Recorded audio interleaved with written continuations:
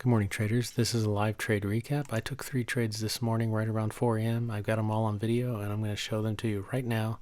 If you like these kind of videos, please go ahead and hit the like button and subscribe if you haven't already done so.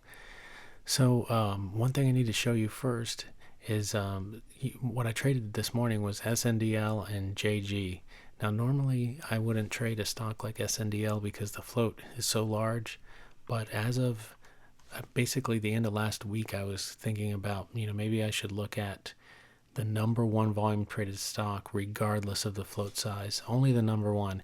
And I'll show you here with proof that, this says last modified yesterday at 3:57 a.m.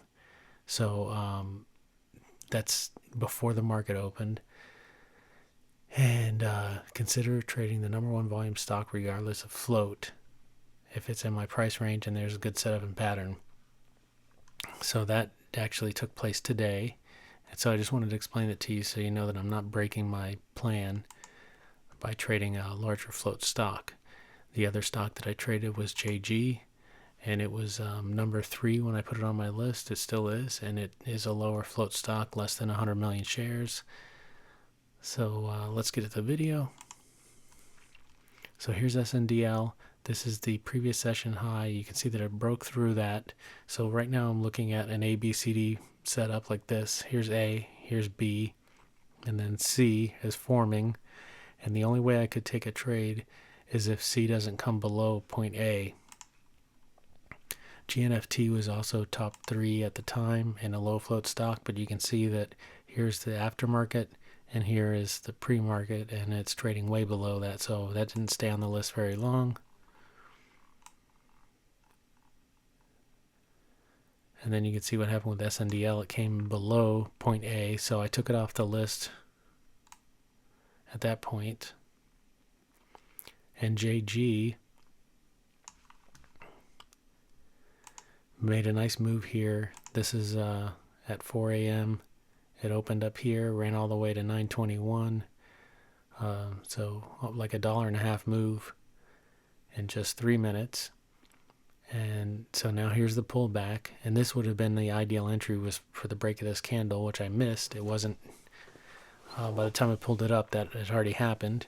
So the only thing that I can do at that point is if my would-be profit target and would-be stop loss aren't hit, and the price comes back down to where I would have entered, then I can enter.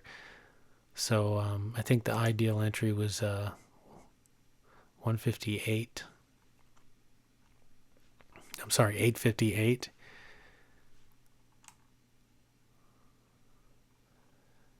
No, 870. Here, wait. We'll see this exactly. Yes, so now I'm hovering over the candle. Yes. So the high of this candle is 869. So 870 is the ideal entry. So that's where I put my limit order. That way, if the price comes back down, which it did, then I get filled there. And my stop loss is actually 830. I just kind of moved that red line there arbitrarily just for a quick visual reference. If it flushed down, I could get out.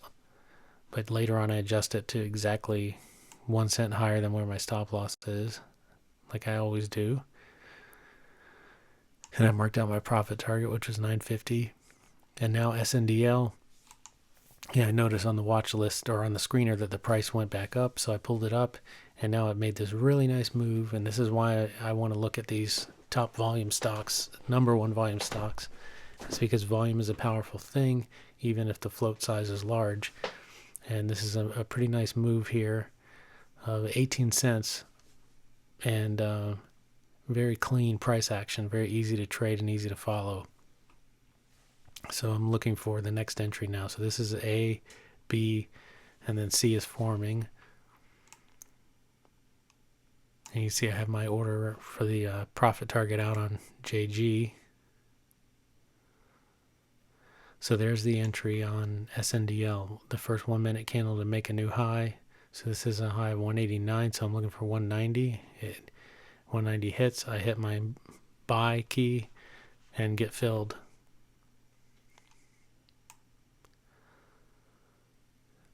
So the only thing I didn't look at earlier is once I'm in a trade, then there's less buying power. So when I hit buy 10%, it's 10% minus the price that, or sorry, the money that I've already in the trade. So let me just look at that really quick. Yeah, so 47.50 into the SNDL trade. So probably would have been about 30 shares if I didn't have this trade going, but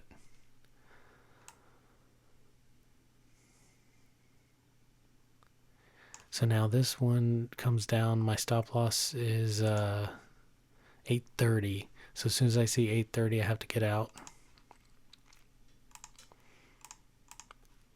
Excuse me 1 second.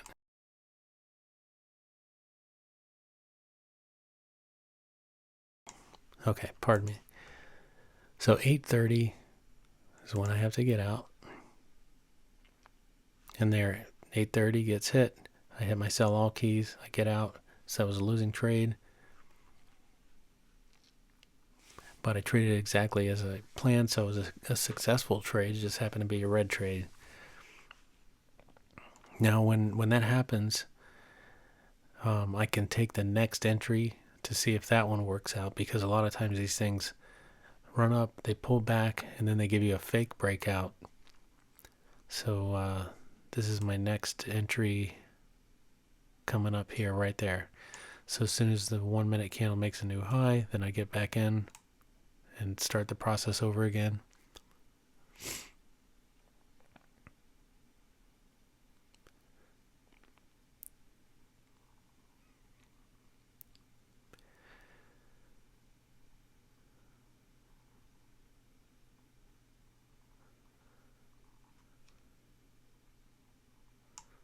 So notice I have a new profit target now and a new stop loss based on my current entry.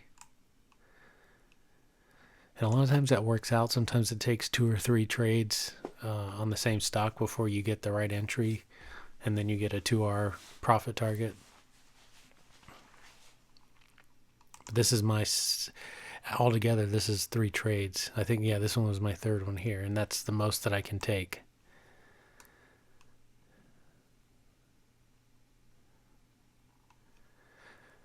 All right, so you see what happens here. Let me just get right to where, so my stop loss is 824, but watch what happens with the price action. It's at 826 right now. Keep an eye on things. 825, it has to hit 824 for me to stop out there. Look at that, it went from 826 to 820, really to 818 in an instant. And that happens sometimes.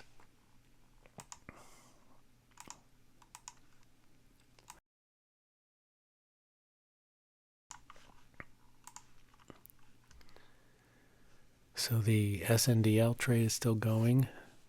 So we lost the first 2 trades. This is the final trade. It's actually the 2nd trade that I entered, but it's the only one that I'm still in. Now keep in mind I got into this trade at like 4:14, and here it is 4:40.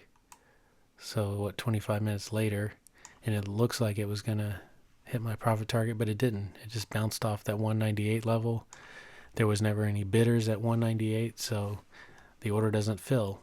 It doesn't matter if the sellers are at 198. I can't sell to a seller. I can only sell to a buyer.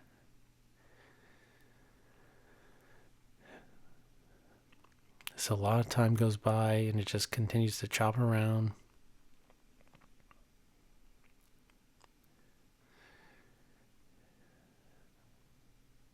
Here it is about 5 a.m. now, so I'm in this trade for 45 minutes, and then it finally hits my target. And I get filled at 198, which is exactly where I wanted to. So, you know, in the past, once that first target kind of failed, I probably would have weak-handed this thing and got out and left some money on the table for this trade. And I would have had a bigger red day than I do right now, because I'm still red after those 2 trades and that one winner, because the 2 trades that lost were higher risk than the one that won. So here you can see the risk. And there's a way to get around that. I just don't do that yet. With the all or nothing 2-hour trading, you can actually calculate each individual trade and then buy a specific number of shares to keep the risk the same on every single trade, so that if 2 fail and 1 win, you'll always be break even. But right now I don't do that. I'm just going to see if I can get away with not doing that basically over time.